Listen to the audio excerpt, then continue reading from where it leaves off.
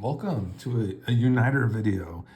Today we have compiled a very cool Bard class deck with Aragorn the Uniter. We have red, green, white, and blue. Legendary creature, Human Noble. Whenever you cast a white spell, create a 1/1 white human soldier creature token. Whenever you cast a blue spell, scry 2. Whenever you cast a red spell, Aragorn the Uniter deals 3 damage to target opponent. Whenever you cast a green spell, target creature gets 4/4 until end of turn. Alright, so a very cool multicolored card here. And Aragorn is just going to work so well with the Bard class. So we'll just bust that one out here. And essentially what this card does, which is really cool about this one, just zoom in on it. So for this one, legendary creatures you control enter the battlefield with an additional 1/1 counter on them. It's a red and green enchantment. For level 2, legendary spells you cast red and green less to cast. This effect reduces only the amount of colored mana you pay. And additionally, level 3, whenever you cast a legendary spell, exile the top 2 cards of your library. You may play them this turn. What a cool card. So probably just thinking about this card from the bottom to the top, we really like the fact that this could keep us in a game, you know, especially like in a 1v1 format. Like, you know, it's basically can come down to like a battle of, you know, cards at that point, you know, so who can generate the most value. And that level 3 will fit the bill very well. We'll just go over like a kind of a sneaky card with this, maybe one that you wouldn't expect. So let's think about this, like for instance, Skrelv. And at first glance, it doesn't look like it's part of a Bard class deck, so to speak. But if we level up our Bard class to level 5, basically you're kind of cascading through your legends. So that's what level 3 reads. Whenever you cast a legendary spell, exile the top 2 cards of your library. You may play them this turn. So Skrelv would meet that criteria. Legendary artifact creature, Phyrexian Might. That would be the reasoning not to play like a Giver of Runes. You could probably do some redundancy like with a Giver, but Skrelv is just going to be perfect for our Bard class deck. So that's kind of a cool one, just kind of look at from the bottom. And additionally, there's just some very typical Gruul cards that are just going to, you know, obviously benefit very well from this cost reduction. For instance, Hajar. That one would just basically come in untapped anyways, right? So when we mean by Gruul makes friends, so you have these Gruul colors, but Bard class is so much more interesting when you're getting into those 4-color creatures that have the red and green in their color pie. That's when it gets kind of really interesting with Bard class, and that's when you get into some very extremely strong legendaries. For instance, let's just look like a cost reduction for an Aragorn, right? So this card would just become a white and blue with that reduction, and once that's, you know, once we get that to stick, there's a lot of other legendaries we can play on, you know, on the cheap that's going to have that same kind of interaction. For instance, like a Jetmir. Once again, the red and green is reduced, and then you're just left paying 2 mana. So it's fantastic, and you get all these interesting colors to join in with, like, you know, the white, and then you have this one like a Temur card that's you know, also going to be heavily reduced by our Bard class. So I know we're playing 99 cards, but there's even some other really cool Bard class cards too, like just Errata Heir to Hell. Like, look at that, just a red and green in its mana source. It's fantastic. So there's a good definitely a good synergy with this, and then mostly I just kind of just assembled these kind of just to kind of look at. These are just all going to be reduced by red. This one will just become like free. Basically, this one will only cost 1 colorless. So there's some nice reductions here with our Bard class creatures for this Aragorn deck.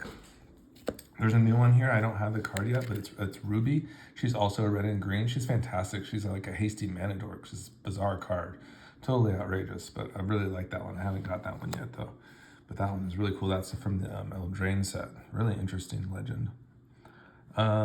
So then, then you have like the major like Wombo 4 colors, like Ombo Locus of Creation, just once again getting reduced to half its price with Bard class leveled up. Additionally, you have these nice planeswalkers here. We have Minsc and Boo. We have Domri, This guy is such a headache to play against, to be honest. That's why I probably like to play it. It's like a good card, obviously. The fight is really interesting on it too for the -2, so it gives you all your creatures 1/0. It kind of like does all the things, right? Yeah, and it's a 3 mana, three cost planeswalker. Yeah, and the mints, it can do some interesting things in an Aragorn deck too. The squirrel can get pretty strong without even having to buff it with a +1. With Aragorn's +4. So that one's pretty good. Additionally, you have Xenagos here. And just, once again, just getting totally reduced by the Bard class. Just another fantastic card. Just perfect for Aragorn.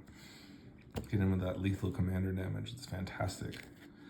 So, roughly, that's kind of a highlight, amongst the Bard class. Additionally, I've also kind of set these ones up. These are kind of interesting, too. These are the, sorry, off the camera. These ones are the legendary artifacts. So that one's really cool. Gets reduced as well by the Bard class. Additionally, Embercleave will also fit that. So it's really cool. That's a nice reduction right there. So, all right, so now we're wondering, like, well, we can put it in the 99. It'll be great if we do. The deck, should be able to kind of keep up, even if we don't. Let's give ourselves at least 2 chances right at it. We have so much good synergy in this deck with some of the other creatures that I'll kind of show you. So we can get along with the Bard class. We can ramp to what we need, so we can do that. But once again, Enlightened Tutor is going to be fantastic. We could go find maybe some card draw with a Great Henge. We could either, we could look for a Bard class if that was kind of what we thought would be best for our hand at the time. So that would be an option too. So we could definitely get a couple chances at it, right? Sweet. So then there's some of the other legends in this deck that will just be reduced by 1. So for instance, like Winota, General Ferris Rockrick, Narset, so good. Toski gets reduced. All these gets reduced by at least 1. Ligrella, very interesting commander card here for kind of like a Brutal Cathar for all your opponent's creatures. Very good legend for us. Nissa, wow, just good finding our Omnath too. And we have Uro, just a great form of ramping, just like kind of a threat later on, right? And then Catilda, nice. And then we have our non-legends here. I just wanted to show you all the kind of creatures, and then like 4 key cards. So for instance, we have the Lotus Cobra here. This is gonna just help us get there. Avinsons, we play lots of fetch lands, so the Lotus gets really good for a 2-mana dork. Excuse me. Birds of Paradise, Noble Hierarch. These are all the good ones. We have just a cool Finhorn Elves there, and a Delighted Halfling. So quite a few dorks, to be honest. Additionally, we'll have Spark Double here, our shapeshifters for Aragorn and Sakashima. So that's kind of nice. Nice that this is a human too for like Winota hits and stuff. Sakashima would be fantastic. Oh, so good. Let's go, baby. And then I have a Bloom Tender and a Fabro Elder. Some of the key cards that some that are kind of stand out to me are your Rishkar's Expertise. This is going to help you get there with a very high-powered Aragorn, and additionally the Last March of the Ents. Yeah, we should be able to get to 8 mana. We are going to be playing like Smothering Tithe and Cultivate and a few other land tutors. For instance, like 3 Visits and Nature's Lore. And then we're going to be playing kind of the the set artifact, kind of sweet.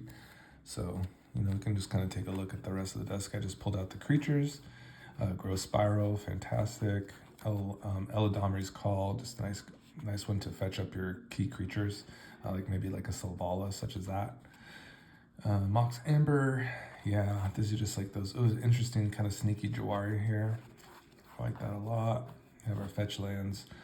Felwar Stone, this is just kind of these kind of, I guess you'd say these colorless artifacts are just very nice for ramping us and not getting too penalized. We will play a couple of these though, 3 bits, just to make our Lotus Cobras and our Nissas even better. So the One Ring, that's a good one for the cards. Smothering Tithe. Can't stress how good this is. This is a boon for like kind of mid-rangey aggro decks. This deck is very tempo-y, actually. It plays, because of the colors you have access to, the cards kind of just naturally play like that, where you kind of are, able to hold up instant speed interaction. So that's kind of nice. Like the Growth Spiral is a big boon for this deck, to be able to kind of hold up counter magic and ramp on the same time if everything is safe. So yeah, that's kind of a nice one to be holding up instants and such. Yeah, so we got kind of our colorless suite with a Springleaf Drum, Soul Ring, Arcane Signet, Felwar Stone kind of fits together. So like our kind of our sneaky card where maybe we can save a couple of our board pieces in the case that everything really goes wrong. March of the Swirling Mist is going to be that card for you. Kind of like a Teferi's Protection, maybe even more sneaky, to be honest, because you can pitch blue if you just leave one up, one island. So basically just preserves you to the next turn. It's a fantastic card. Definitely giving me the dub. Plaza of Heroes. So that one's the one that will grant your legends. You can do an abundance of things. So let's just read the Plaza. I really love this card in our Legends deck. So this card, Plaza of Heroes, this is from Dominaria. It adds a colorless. That's nice. Fine. Add 1 mana of any color. Spend this mana only to cast a legendary spell. Well, that's fantastic. So yeah, we're just gonna go ahead and play a card without even getting penalized for not. It's kind of just like a nice dual land for our legendaries, really. And really what I like about this one too is that you can also exile this one and give your legends protection as well.